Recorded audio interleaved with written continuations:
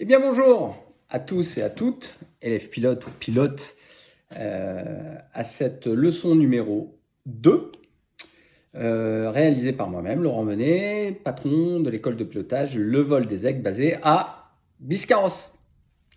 L'objectif de ce vol, c'est de mettre en application ce qu'on a vu par rapport au cours numéro 1 de façon mathématique, les forces aérodynamiques. Je vous rappelle, ces forces aérodynamiques qui vont s'exercer sur un profil d'aile en déplacement dans une masse d'air, eh bien, la portance et la traînée.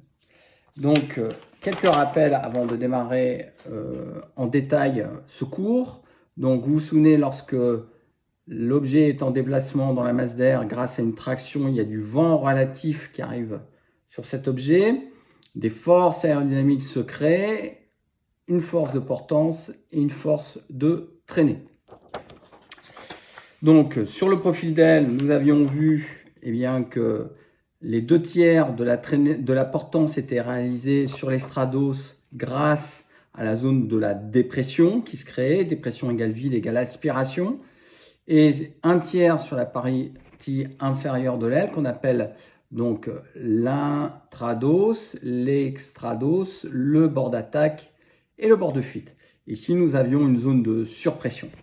Vous vous souvenez, donc si je fais aller l'air plus vite, voilà, j'ai accéléré la vitesse de mon fluide, la pression a diminué, j'ai créé une dépression, la feuille est montée, je ne suis pas magicien, il n'y a pas de fil et une poulie pour la faire monter. Donc 2/3 de dépression pour 1/3 de suppression, ça va créer notre force aérodynamique qui crée une enveloppe de portance. Maintenant, nous allons illustrer ces forces de portance et de traînée grâce à des formules mathématiques.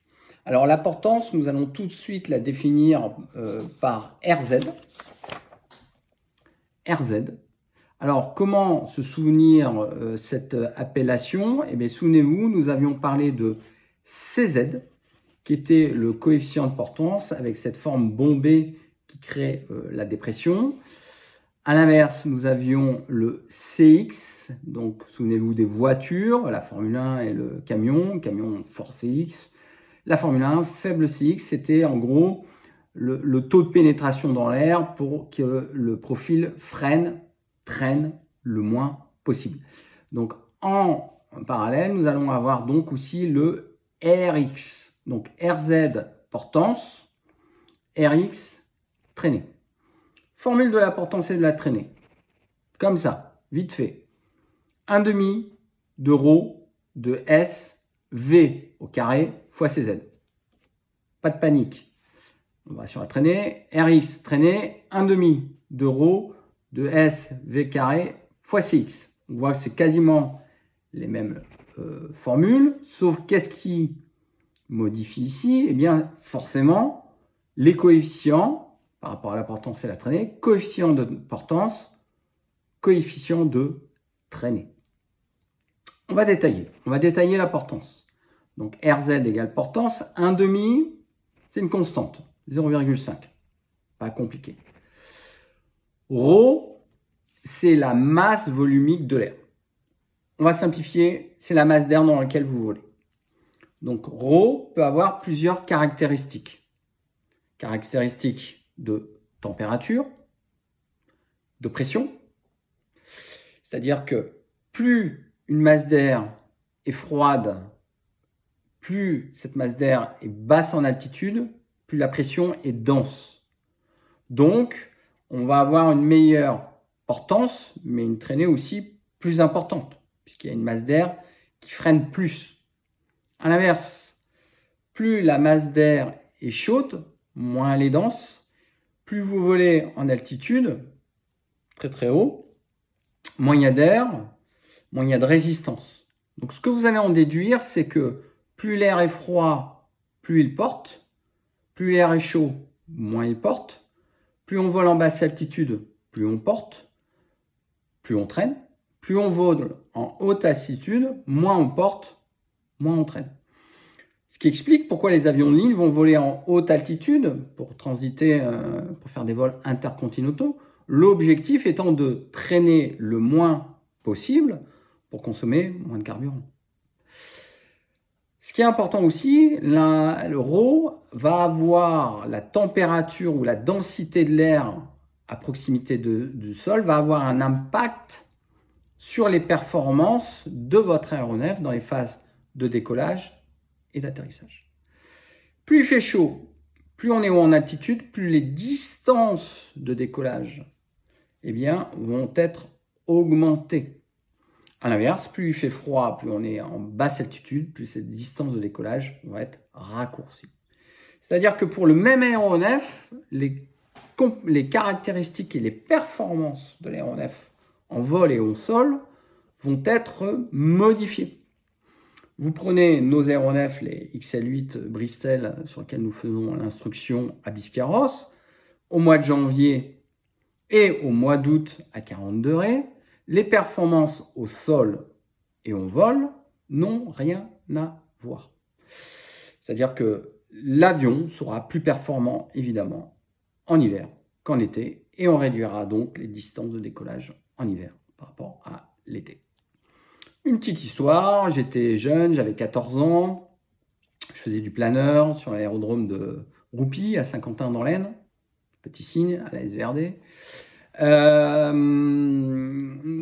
Nous étions en plein après-midi, début d'après-midi, 13h. On voit un DR400 qui vient d'Abbeville, chargé, avec 4 personnes à bord, qui se posent sur le terrain de Saint-Quentin pour aller au restaurant. Ils vont au restaurant, ils refont les pleins, ils remettent en route et ils se présentent vers 14h30, 15h, quasiment à la température la plus élevée de la journée, en bout de piste pour décoller. Mise plein gaz, piste courte, l'avion n'a jamais décollé, a fait une sortie de piste. Pourquoi ? Eh bien, le commandant de bord avait augmenté la masse, les températures extérieures étaient encore plus chaudes qu'au moment de son arrivée, ses performances au décollage étaient beaucoup trop faibles pour permettre à l'avion de décoller sur la distance de décollage prévue. Donc, sortie de piste. Sécurité des vols internes, pas de morts, pas de blessés, heureusement. Voilà pourquoi aussi, par exemple, les avions de ligne, lorsqu'ils font des vols intercontinentaux en décollant de pays très chauds, ne décolleront jamais à midi, mais vont plutôt prévoir des décollages vers 22h, 23h. Vous vous dites, vous, en tant que passager, mais pourquoi ils décollent à 23h ? Tout simplement, pour garder des marges vis-à-vis de leur performance et leur distance de décollage. Voilà. Donc, RAW, c'est hyper important. Pilote ULM, vous allez sur un petit terrain, 250 mètres de piste, vous êtes posé à 10h du matin, mois d'août, vous mangez, vous redécollez à 14h, il y a des arbres en bout de bande.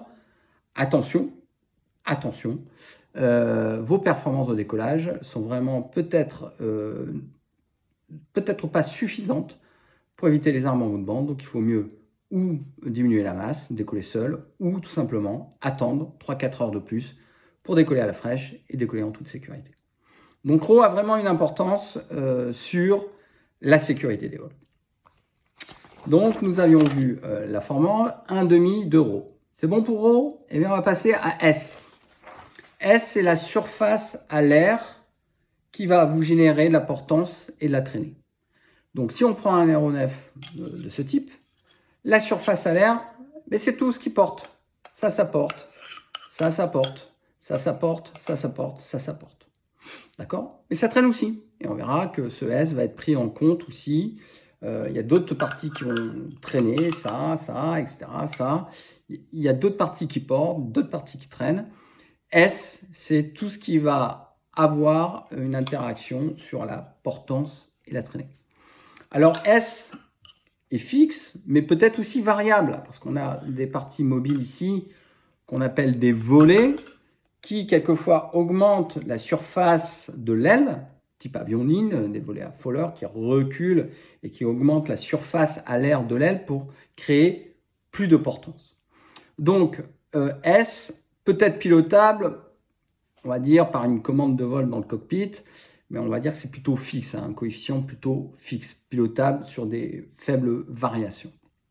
Et c'est lié tout simplement au profil de l'aile ou de la surface de l'avion.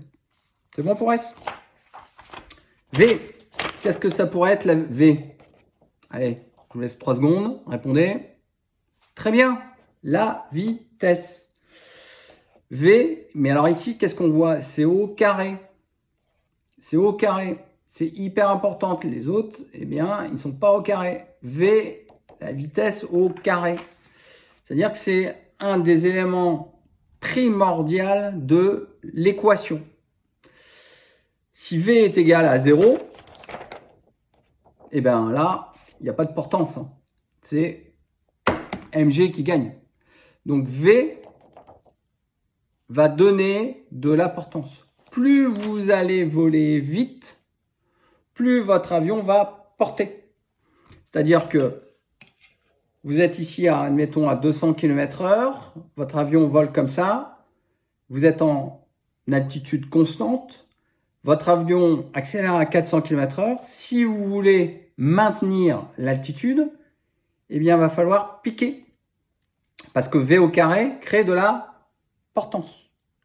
À l'inverse, vous êtes à 200 km/h, vous réduisez la vitesse à 150 km/h. Si vous voulez maintenir l'altitude, il va falloir augmenter, on verra tout à l'heure les angles, on appelle ça l'assiette ou l'incidence, parce que ça on vous en a parlé, l'incidence, pour maintenir l'altitude. Donc la variation d'assiette et d'incidence, qui sont deux angles qui sont malgré tout liés, vont avoir une importance sur la tenue de l'altitude en fonction de la vitesse. Ce qu'il faut que vous reteniez aussi, c'est que VI, vitesse, égale VIE. VI égale VIE. Sans vitesse, mg, le poids. C'est-à-dire que l'avion ne vole plus. D'accord ? Donc, durant toute ma carrière de pilote, planeur, avion, voltige, pilote de chasse, ULM, j'ai bien compris que tant que j'avais de la vitesse, avec ou sans moteur, en panne ou pas en panne, eh bien, j'avais de la portance. À partir du moment où j'allais voler dans des basses vitesses, j'ouvrais des portes de sécurité. En disant, attention, le vol basse vitesse peut m'emmener vers des vols, on verra plus tout à l'heure, à forte incidence, qui risquent de faire gagner mg. Et si mg gagne et que j'ai plus la portance qui équilibre le poids, mon avion, il tombe.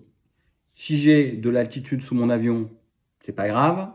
Si je suis à proximité du sol, c'est plus grave. Ce qui expliquera des accidents plus tard. On verra des rapports d'accidents, de vol à très forte incidence à basse vitesse à proximité du sol peuvent engendrer ce qu'on appelle des pertes de contrôle ou des décrochages. Donc, retenez, la vitesse, c'est la vie. La vitesse, c'est la vie. Voilà. Ensuite, dans cette formule de la portance, eh bien, il nous reste CZ, qui est le coefficient de portance. C'est la forme de l'aile.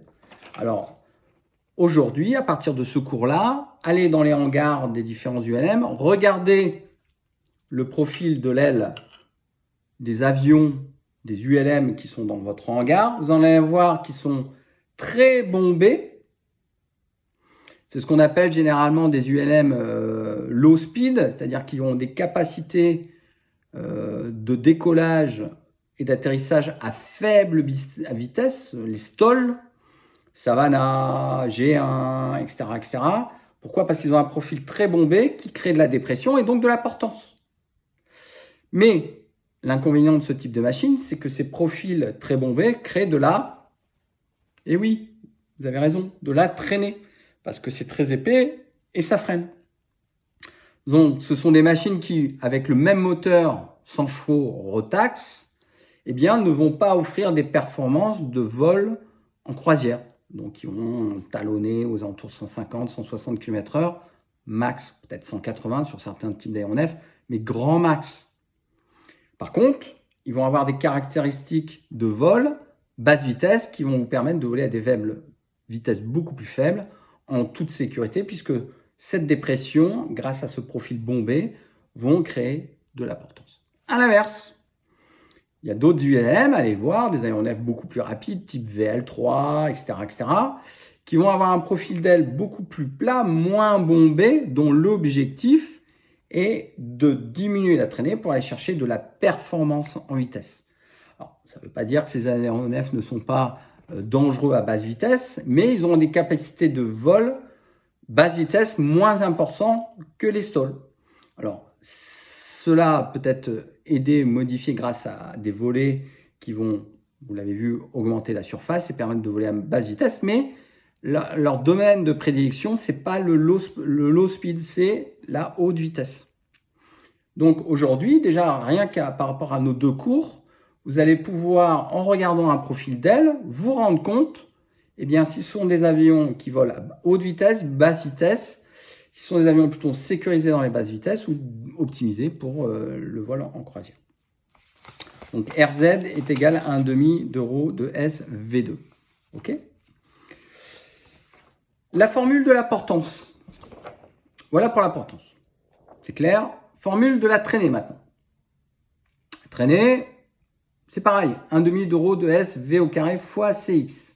1,5, la constance, comme la portance. Rho, masse volumique de l'air.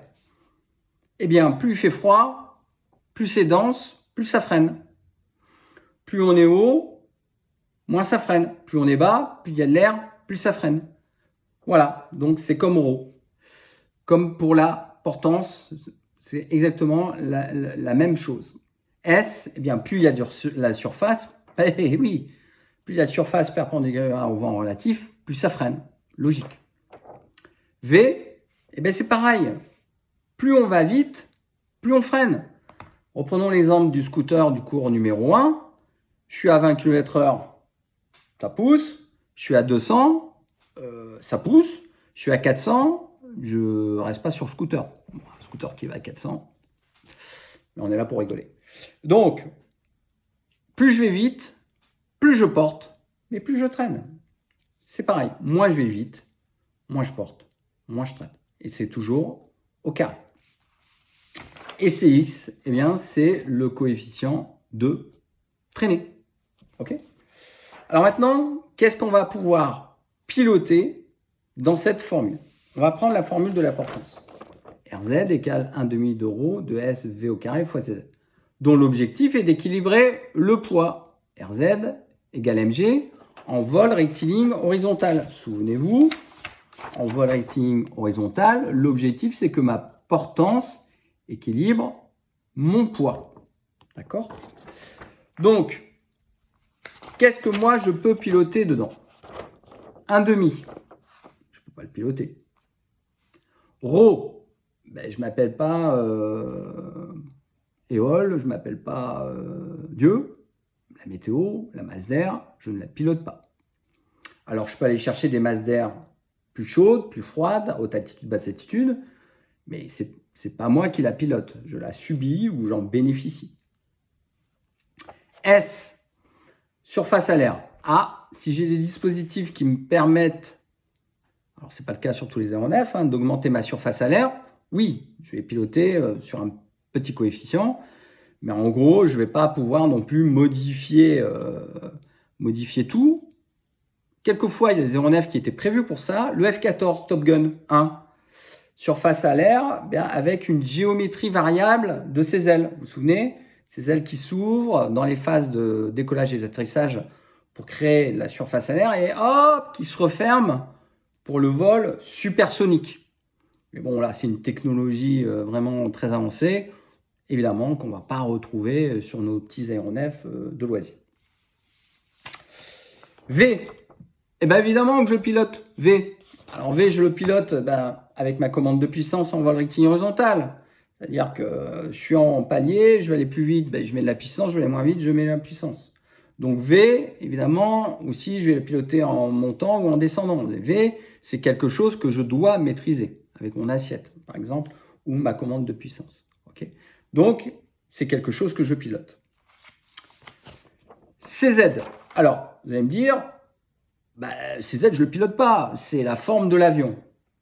Alors là, je vais vous faire réfléchir. Donc, ma main, souvenez-vous, cours numéro 1, à la portière, à la vitre de la voiture, ma main, elle a un CZ et elle a un CX. Elle a un coefficient de portance, certain, qui n'est pas optimisé, et elle a un coefficient de traînée, pareil, qui n'est pas optimisé, ce n'est pas un profil de goutte d'eau, mais elle a un coefficient de portance et de traînée. C'est-à-dire que si je mets ma main à cette incidence-là par rapport à un vent relatif qui arrive comme ça, elle va générer une certaine portance, dont l'objectif est une certaine traînée, et l'objectif de la portance, c'est d'équilibrer le poids par rapport au vent relatif qui arrive. CZ. C'est ma main. Ma main, elle a toujours cette forme-là. Elle génère une certaine portance et une certaine traînée. Si je mets ma main comme ça, c'est toujours la même main, hein. Par contre, le CZ et la portance et la traînée générée par l'angle d'incidence que j'ai modifié, je suis parti à 90 degrés par rapport au vent relatif, ça n'a plus rien à voir, hein. Là, j'ai créé un aérofrein. C'est-à-dire là, j'ai une forme adaptée par rapport au vent relatif pour créer du frein, mais en aucun cas de la portance. Et pourtant, c'est toujours la même main. C'est-à-dire que dans la formule de la portance et de la traînée, pour le même objet, CZ et CX sont pilotables. Et c'est quoi? C'est l'incidence. Donc, vous pilotes à partir d'aujourd'hui, de ce cours, si vous voulez devenir d'excellents pilotes, vous allez piloter l'incidence et vous allez piloter la vitesse. Il va falloir avoir cette notion d'incidence. L'incidence et la vie, c'est la VIE. Si vous ne comprenez pas l'incidence, reprenez les cours. Appelez-moi, je vais vous réexpliquer. Parce que trop de pilotes, j'en rencontre malheureusement, trop de pilotes qui ne connaissent pas l'incidence et qui ne parlent que d'assiette. J'en ai pas encore parlé, je ne veux pas en parler de l'assiette, je vais vous parler de l'incidence. D'accord? Donc souvenez-vous, l'incidence, c'est l'angle entre la corde de profil de votre aile et le vent relatif. Donc, et on va voir que cette incidence, c'est tout. C'est toute l'aéronautique va passer par l'incidence. D'accord? Donc, formule de la portance, pilotable V et l'incidence via le CZ. Pour la formule de la traînée, ça va être exactement la même chose. C'est-à-dire ce qui est pilotable, eh bien, c'est aussi l'incidence et la vitesse qui vont avoir un impact sur la traînée. OK? Maintenant, on va développer davantage l'incidence. On va voir la polaire d'un profil. C'est-à-dire qu'on va prendre un profil d'aile. Voilà. Donc, cette aile a un certain profil, une surface à l'air et un certain profil. Si j'ai un vent relatif qui arrive comme ça, voilà, ici, tac, là j'ai 1 degré d'incidence, ok? Et je génère une certaine portance et une certaine traînée. Maintenant, je fais évoluer l'incidence. Là, je vais générer une autre portance et une autre traînée. Je vais gérer une autre incidence. Je vais générer une portance et une autre traînée. L'objectif, c'est de refaire un repère orthonormé, c'est-à-dire un axe CZ et un axe CX, de faire évoluer l'incidence et de relever la portance à telle incidence et la traînée à telle incidence. Et de déterminer par l'intersection de ces différents points pour une incidence donnée, ce qu'on appelle une polaire qui va nous en dire beaucoup. Voilà cette polaire. Donc, je reprends l'axe du CZ, de la portance, l'axe du CX, de la traînée. Et je fais varier mon incidence.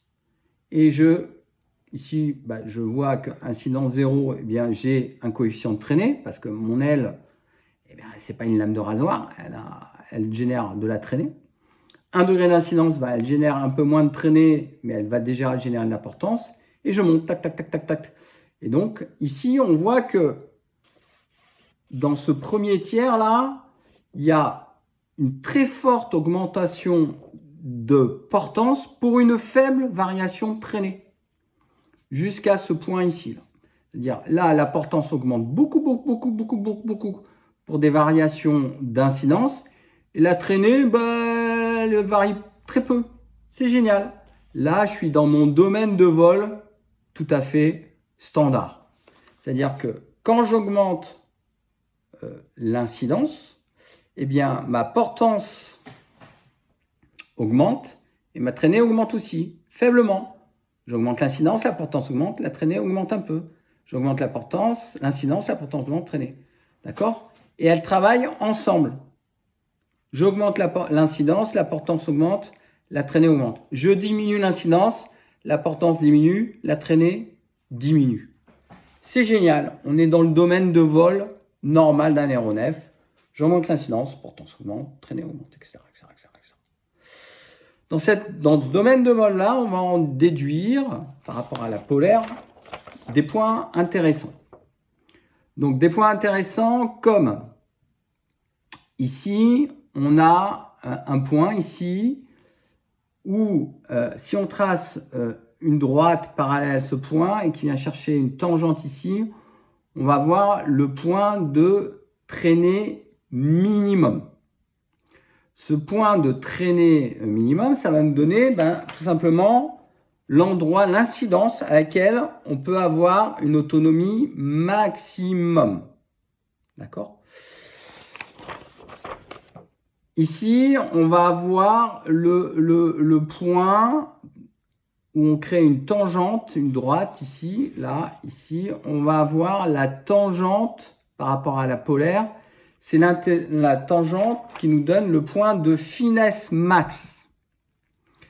Qu'est-ce que la finesse max? La finesse max, c'est en gros une vitesse, une incidence de planée qui nous permet sans moteur de parcourir par rapport à une hauteur définie le maximum de distance. Cette incidence de finesse max, on va l'utiliser par exemple en traitement de panne. Je suis en panne, je me mets à l'incidence de finesse max qui me permet d'aller le plus loin possible en perdant le minimum d'altitude. Donc, ça, c'est l'incidence de finesse max. Donc ici, vous voyez que la portance et la traînée évoluent en fonction de la variation d'incidence et elles travaillent dans le même sens. D'accord ? Et puis là, on arrive à un point maximum. Ça, c'est l'incidence de portance max. C'est-à-dire que j'augmente. L'incidence augmente, la portance augmente, la traînée augmente. Et j'arrive à un point culminant où, si je continue à tirer sur mes commandes de vol mon manche ou mon volant, à partir de ce point-là, je vais atteindre ce point-là, c'est là où j'aurai le maximum de portance. À partir de ce point-là, il va se passer quelque chose. Si je continue d'augmenter l'incidence, tirer sur mon manche ou sur mon volant, qu'est-ce qu'on observe? On observe que là, la portance diminue. Par contre, la traînée augmente. C'est-à-dire que là, on avait jusqu'à ce point-là une corrélation, une symétrie et un travail dans le même sens de la portance et de la traînée. Mais à partir du point de portance max, la portance, poum, elle diminue et la traînée, poum, elle augmente. C'est-à-dire il y a une désynchronisation, la portance, bing, elle diminue et boum, la traînée augmente. C'est pas bon. Parce que si vous continuez à tirer sur le manche, vous augmentez la traînée et la portance et vous la diminuez. Il y a un domaine où ça vole encore. C'est-à-dire que c'est pas bien ce que vous êtes en train de faire parce que vous continuez à tirer, vous augmentez l'incidence. La portance, elle se dit, moi, je commence à diminuer fortement. Et la traînée, elle dit, moi, je suis content, j'augmente. Je vole encore. Et là, cette phase de vol, on appelle ça le second régime. C'est tout ça. Mais à un moment donné, il n'y a plus assez de portance. Les filets d'air, ils sont plus du tout collés au profil de l'aile. Ça n'existe plus. Et là, on va avoir quelque chose qui n'est pas bon du tout. C'est-à-dire les filets d'air, au-dessus, là, qui vous souvenez, coller bien, créer de la dépression, ils décollent. Et là, la portance, elle est plus AMG. Et là, qui c'est qui gagne? C'est le poids. On appelle ça le décrochage. C'est-à-dire que là, l'avion ne vole plus, il tombe. Alors nous, pour la plupart des aéronefs, le moteur se situe devant, donc le poids, il est devant, ce qui fait que on va faire ce qu'on appelle une abattée, donc l'avion va piquer du nez, reprendre de la vitesse, les filets d'air diminuer donc de façon naturelle l'incidence, les filets d'air vont se recoller au profil de l'aile, l'avion revole et c'est fini. Ça veut dire qu'un décrochage en soi, on verra plus tard dans le cours numéro 3 s'il est, j'introduis tout de suite la notion symétrique, eh bien on va nous faire peut-être perdre une centaine de mètres, 300, 400, 500 pieds.